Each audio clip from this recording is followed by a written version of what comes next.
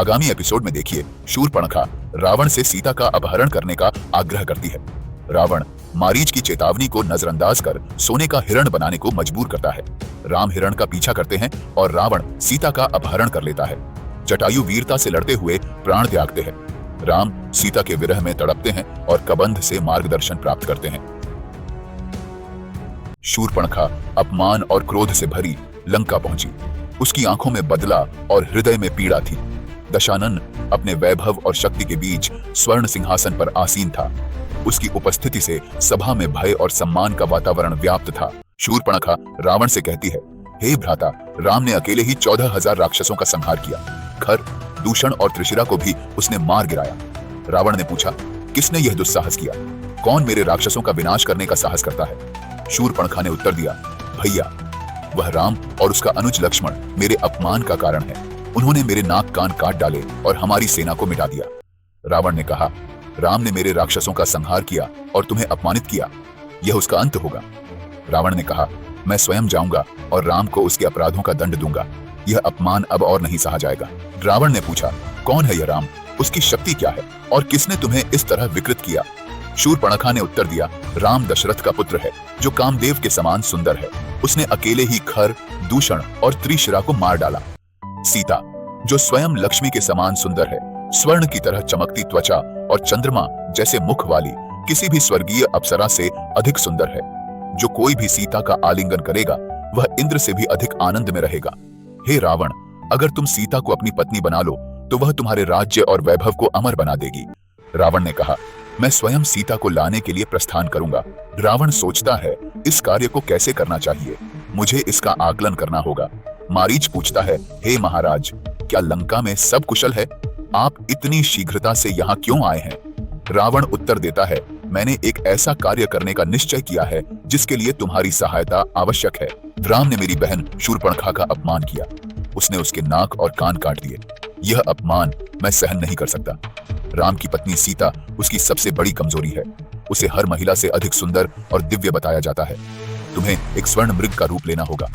सीता उसे देखकर राम से उसे पकड़ने की प्रार्थना करेगी। राम और लक्ष्मण के दूर जाते ही मैं सीता को उठा लूंगा। राम के दुख में मैं सुरक्षित और अजेय हो जाऊंगा। मारीच कहता है, राक्षस राज, तुम यह क्या कर रहे हो? यह योजना तुम्हारे विनाश का कारण बनेगी। राम साधारण मनुष्य नहीं है।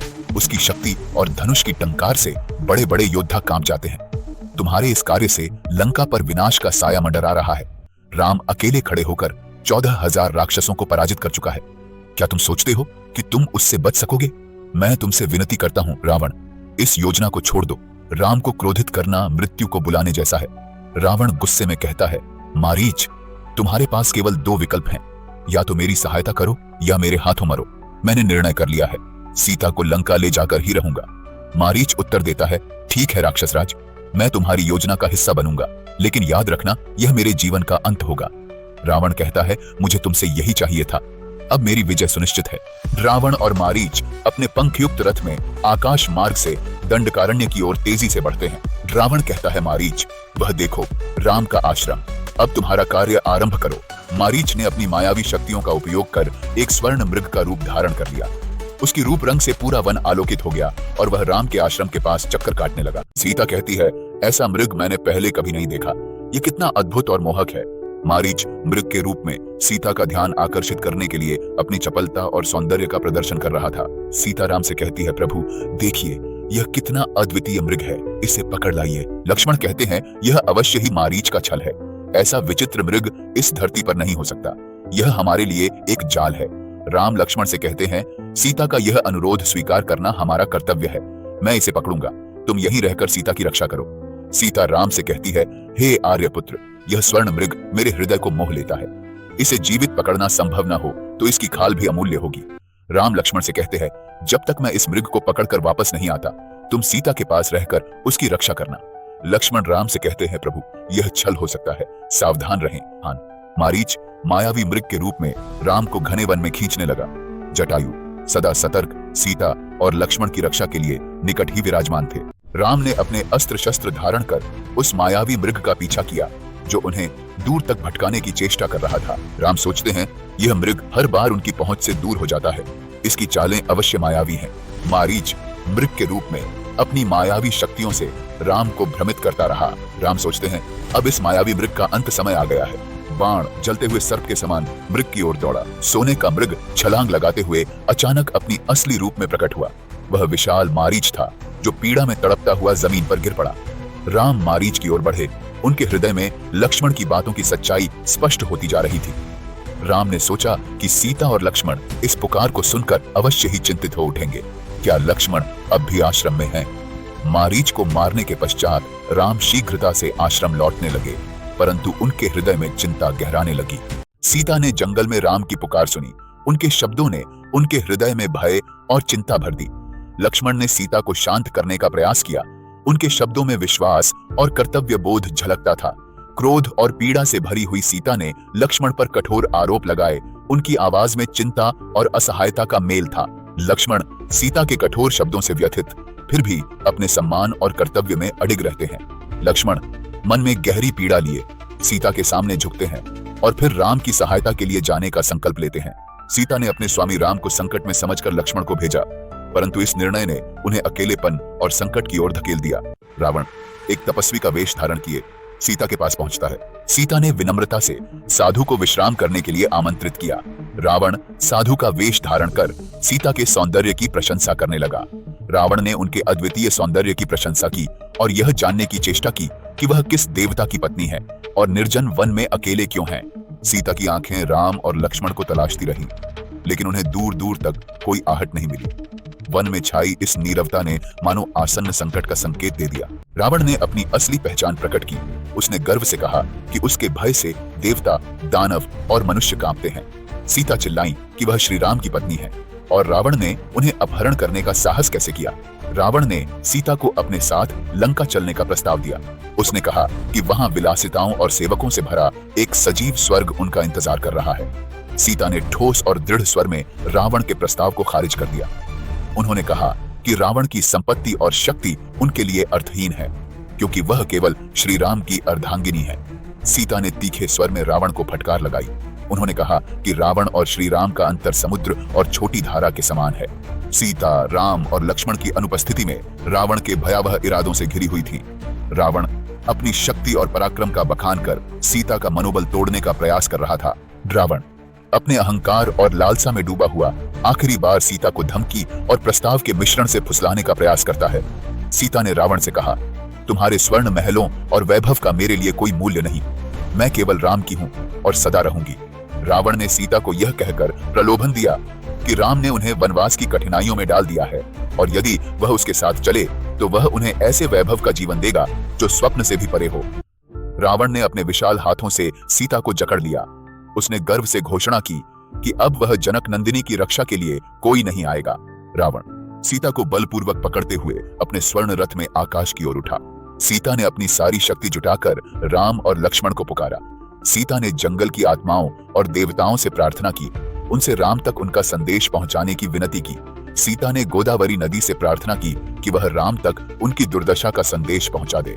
सीता ने जटायु को मदद के लिए पुकारा।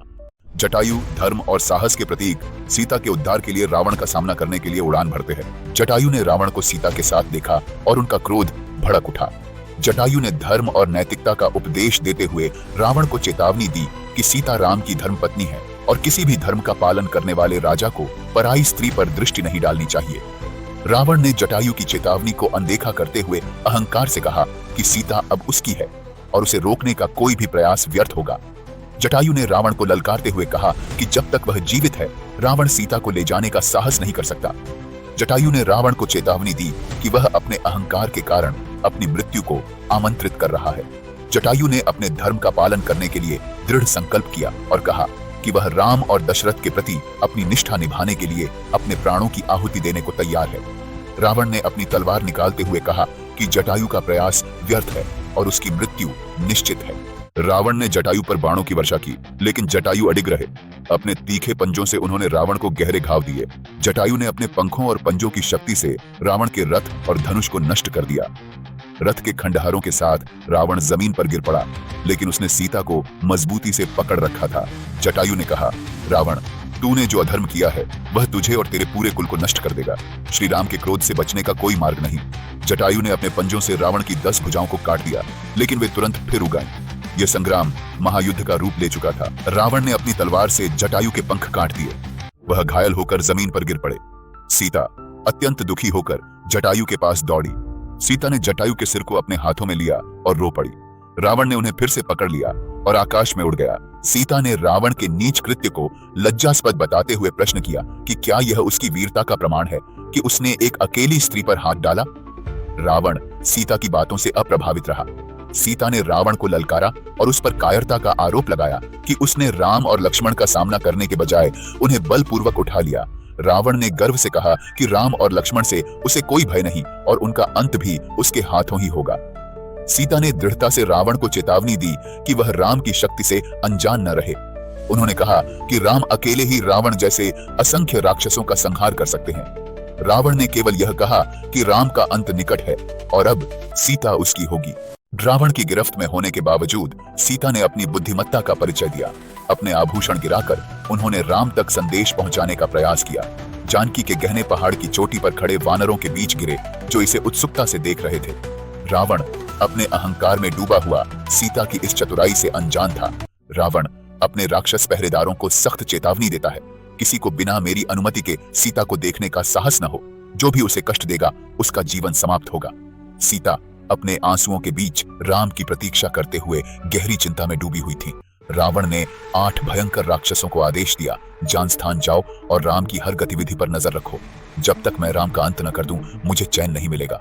रावण के आदेश पर 8 भयानक राक्षस अदृश्य होकर जानस्थान की ओर बढ़ चले।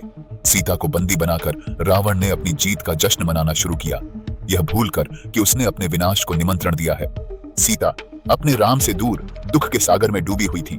रावण सीता से कहता है, देखो वैदेही, यह लंका का वैभव जो देवताओं को भी लुभा सकता है, तुम्हारे लिए यह सब तुम्हारा हो सकता है। इस समुद्र से घिरी लंका को देवता भी बलपूर्वक नहीं जीत सकते। इस स्वर्ग की रानी बन जाओ वैदेही। सीता ने रावण की बातों को अनसुना कर दिया। उनके चेहरे पर दृढ़ता और दर्द का मिश्रण था। रावण सीता से कहता है, मैं तुम्हारे चरणों पर अपना सिर झुकाता हूँ। मैं कभी किसी स्त्री के आगे नहीं झुका, लेकिन तुम्हारे लिए दास बनने को तैयार हूँ। सीता ने रावण से कहा, तुम्हारी संपत्ति और वैभव मुझे नहीं लुभा सकते। रावण, मैं केवल राम की हूँ और सदा उनकी रहूंगी। रावण विचार करता है, सीता मेरे अधीन होगी, राम यहाँ कभी नहीं पहुंच पाएंगे। रावण ने गुस्से में राक्षसनियों की ओर इशारा करते हुए कहा, इस स्त्री के घमंड को तोड़ो, चाहे धमकी से या मीठे शब्दों से। इसे अशोक वाटिका में ले जाओ और कड़ी निगरानी रखो। अशोक वाटिका अपनी सुंदरता में अद्वितीय सीता के लिए दुख का प्रतीक बन गई। अपने प्राण प्रिय राम और लक्ष्मण को याद करते हुए सीता अपने दुख और भय के बोझ तले बेसुध हो गई। सीता विचार करती है, हे राम, हे लक्ष्मण, क्या आप मेरी पुकार नहीं सुन सकते? मुझे विश्वास है कि आप मुझे इस बंधन से मुक्त करेंगे। राम के मन में आशंका गहराने लगी कि मारीच का छल उन्हें दूर ले जाने का उद्देश्य सीता को खतरे में डालना था। लक्ष्मण को अकेला देख राम का मन चिंता और सवालों से भर गया। उन्हें सीता की सुरक्षा की चिंता सताने लगी। राम ने लक्ष्मण से पूछा कि उन्होंने सीता को अकेला क्यों छोड़ा। पक्षियों का दक्षिण दिशा की ओर उड़ना अशुभ संकेत था। राम का मन दुख और आत्मग्लानि से भरा हुआ था। राम ने आश्रम को निर्जन और सूना पाया। चारों ओर फैली खामोशी ने उनके मन में भय और शोक को गहरा कर दिया। राम ने सीता को पुकारते हुए आश्रम के हर कोने को तलाशा। उन्होंने प्रण लिया कि यदि सीता पर आंच आई तो इस जंगल को राक्षसों के रक्त से लाल कर देंगे। राम ने लक्ष्मण पर अपनी नाराजगी व्यक्त की और पूछा कि उन्होंने सीता को अकेला क्यों छोड़ा। लक्ष्मण ने कहा कि माता सीता के आदेश पर उनकी सहायता की गुहार सुनकर वह जाने के लिए बाध्य हो गए। राम ने मारीच की मायावी चाल को याद करते हुए कहा कि वह मृग असल में राक्षस था, जो उनकी आवाज में पुकार लगाकर लक्ष्मण को भ्रमित करने में सफल हो गया। राम ने सीता के गहनों और रथ के टुकड़ों को देखा। राम ने जमीन पर गहरे निशान और रक्त के धब्बे देखे। राम का क्रोध अब नियंत्रण से बाहर था। उन्होंने राक्षसों को पूरी तरह नष्ट करने का प्रण लिया। राम ने अपने क्रोध में घोषणा की कि वह त्रिलोक को अपने विनाशकारी तीरों से भर देंगे जब तक सीता उन्हें वापस नहीं मिलती। राम ने चेतावनी दी कि यदि देवताओं ने सीता को वापस नहीं लौटाया तो वह समस्त सृष्टि को समाप्त कर देंगे। लक्ष्मण ने राम के क्रोध को देखा और भयभीत हो गए। उन्होंने कहा कि उनका हर तीर राक्षसों के विनाश का प्रतीक बनेगा। लक्ष्मण ने युद्ध के चिन्हों की ओर संकेत करते हुए राम का ध्यान आकर्षित किया। उन्होंने कहा कि यह लड़ाई दो योद्धाओं के बीच हुई प्रतीत होती है, न कि किसी बड़े युद्ध की निशानी। राम ने लक्ष्मण की बातों को सुना, लेकिन उनका क्रोध अभी भी प्रबल था। लक्ष्मण ने राम के सामने प्रस्ताव रखा कि वे मिलकर समुद्र, पर्वत और गुफाओं में माता सीता को ढूंढेंगे और देवताओं और गंधर्वों से उनके बारे में पूछताछ करेंगे। लक्ष्मण के शब्दों ने राम को शांत कर दिया। लक्ष्मण के विवेकपूर्ण सुझावों ने राम को सोचने पर विवश किया। अब दोनों भाई सीता को ढूंढने के लिए एक साथ निकल पड़े। राम और लक्ष्मण ने एक घायल पक्षी को खून से लथपथ देखा। क्रोध में भरे राम ने धनुष पर बाण चढ़ा लिया, यह सोचते हुए कि घायल पक्षी ही वह राक्षस है जिसने सीता को हर लिया। जटायु ने अपने कमजोर शरीर को उठाते हुए कहा कि वह राम का सेवक है। राम को जैसे ही सत्य का बोध हुआ, उन्होंने अपना धनुष गिरा दिया और जटायु के पास जाकर उनकी बलिदान के लिए दुख व्यक्त किया। जटायु ने अपने अंतिम शब्दों में बताया कि रावण सीता को दक्षिण दिशा की ओर ले गया। राम ने जटायु को अपने आलिंगन में लिया और कहा कि उनकी यह बलिदान अविस्मरणीय है। जटायु ने अपनी अंतिम प्रार्थना में राम से आग्रह किया कि वे सीता को रावण के चंगुल से मुक्त करें। राम ने अपने पिता के मित्र जटायु का विधिपूर्वक अंतिम संस्कार किया। राम और लक्ष्मण ने दक्षिण दिशा की ओर प्रस्थान किया, जहां उनका लक्ष्य रावण को उसके कर्मों का दंड देना था। राम ने लक्ष्मण को सतर्क रहने की चेतावनी दी। अचानक जंगल के अंधेरे से एक भयंकर राक्षसी आयुमुखी प्रकट हुई। उसने लक्ष्मण को अपने जाल में फंसाने की कोशिश की। लक्ष्मण ने आयुमुखी पर अपने क्रोध का प्रहार किया। राम और लक्ष्मण के सामने एक भयानक राक्षस कबंध खड़ा था। उसका आकार पर्वत जैसा था और उसकी आवाज गड़गड़ाहट की तरह थी। कबंध ने अपनी विशाल भुजाओं से दोनों भाइयों को पकड़ लिया। लक्ष्मण ने राम से आग्रह किया कि वे माता सीता की खोज के लिए आगे बढ़ें। कबंध ने दोनों भाइयों का उपहास किया और कहा, तुम्हारा यहाँ आना मेरे लिए सौभाग्य की बात है। तुम दोनों की मृत्यु निश्चित है। कबंध ने अपना विशाल मुख खोला और उन्हें खाने के लिए तैयार हो गया। राम और लक्ष्मण ने सही अवसर का लाभ उठाते हुए अपनी तलवारों से कबंध की दोनों भुजाओं को काट डाला। राम ने दाहिनी ओर, लक्ष्मण ने बाईं भुजा को अलग किया। अपनी भुजाओं के कटने के बाद कबंध जमीन पर गिर पड़ा।